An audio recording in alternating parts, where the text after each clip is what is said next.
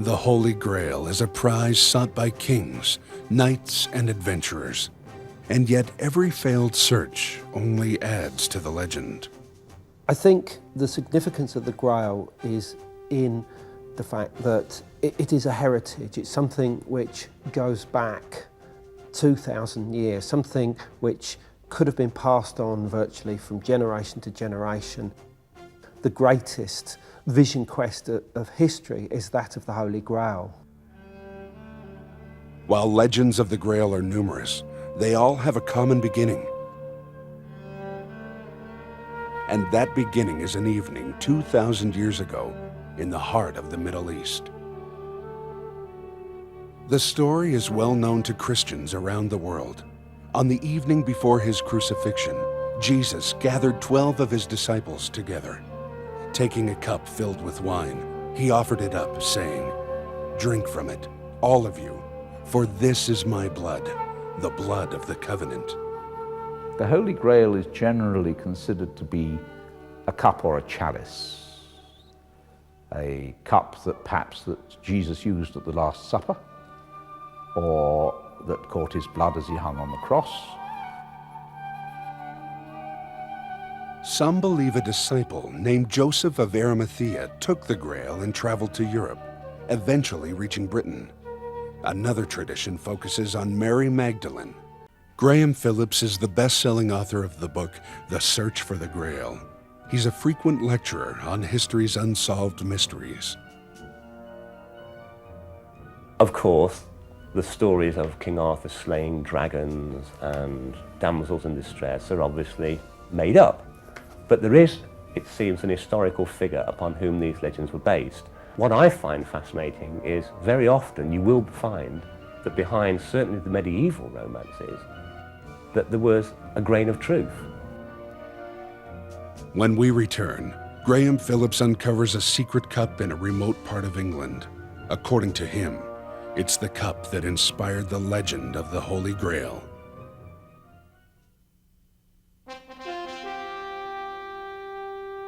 In England, Graham Phillips is on the trail of King Arthur and the Holy Grail.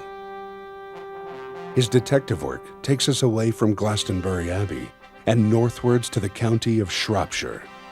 Situated on the border with Wales, Shropshire is the home to the ruins of Whittington Castle. In the stories where Arthur's knights go searching for the Grail, they find it at somewhere called the White Castle. Now, Whittington Castle, that's actually the word Whittington means white town. And Whittington Castle was called the White Castle in all the early references to this in the Middle Ages. Looking into the legends of Whittington, Graham Phillips researches a 900-year-old romance called Fulk le Fitzwarine, written around the same time as the King Arthur stories. In the legend, Fulk Fitzwarine is portrayed as a direct descendant of King Arthur, and therefore the rightful protector of the Grail. Fulk keeps the Grail hidden away in a small chapel. Then, on his deathbed, he gives specific instructions to his family that the precious cup be hidden somewhere else. This may simply be another legend, like those based on King Arthur, but there is one key difference. Unlike Arthur, whose existence is debatable, Fulk Fitzwarine was a definite historical character who lived right here in Whittington. This family, the Fitzwarine family, continued to live at Whittington Castle throughout the Middle Ages, and this cup was supposedly passed down through members of the family. Graham began tracing the family tree. 400 years after the time of Fitzwarine, the cup is mentioned in another story, this time in connection with a place called the White Abbey, a mere 6 miles from Whittington. The final reference comes in the form of a poem, published last century by a descendant of Fulk Fitzwarine named Thomas Wright. This family continued to keep this cup in their possession until the last of them, around about 150 years ago, decided that he was going to hide it. The poem speaks of the cup being moved from the White Abbey to the vicinity of the Red Castle. This is Hawkstone Park in Shropshire, home to the ruins of the historic Red Castle. The poem ends abruptly before the final hiding place is revealed. At the bottom of the page, however, a series of Roman numerals stands out as a possible clue. Puzzled, Graham turns to the Bible. There, in the book of Psalms, he finds a possible answer. For each Roman numeral in the poem, he selects the corresponding passage in Psalms. Incredibly, the results read like a specific set of directions. And the first one said, I lift up my eyes unto the hills. And the second one said, lead me to the rock which is higher than I. It was clearly leading us from one place to another. Standing near the ruins of the Red Castle in Hawkstone Park, Graham begins to follow the clues.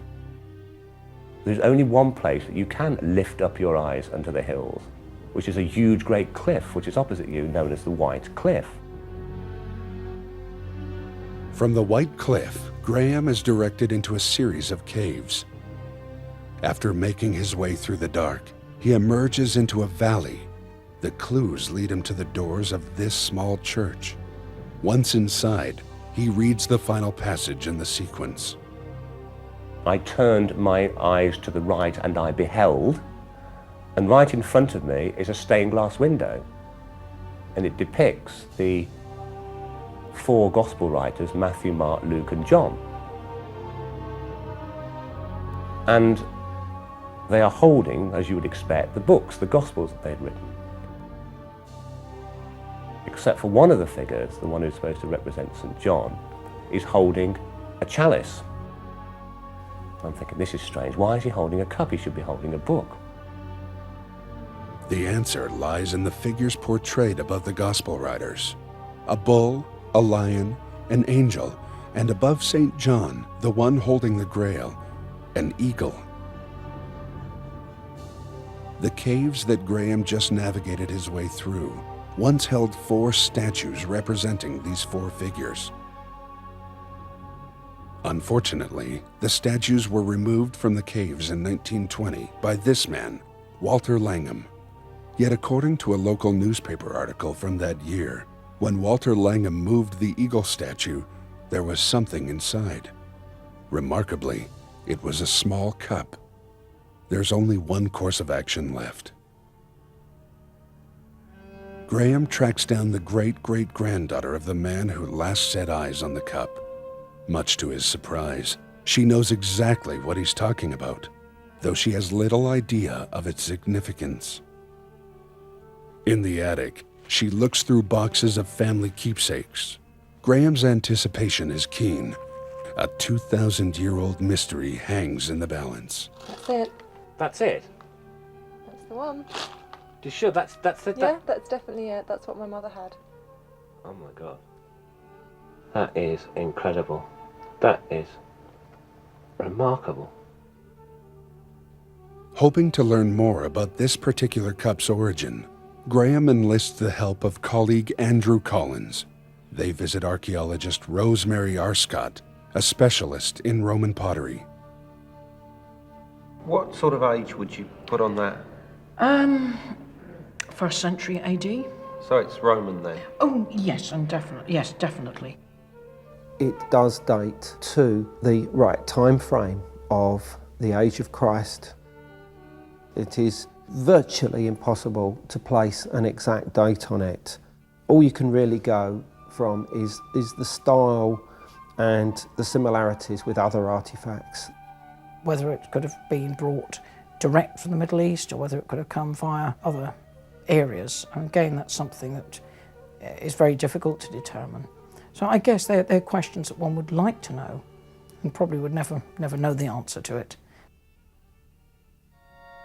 What exact role this cup played in history is open for speculation.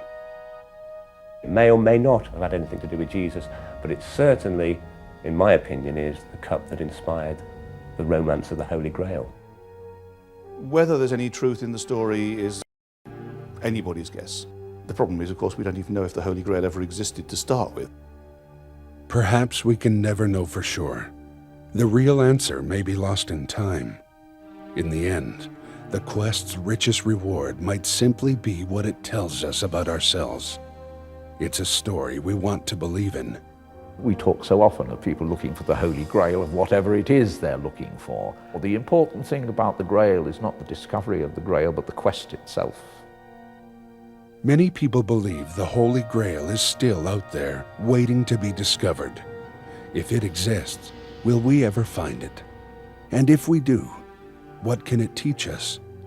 What great secrets will it reveal?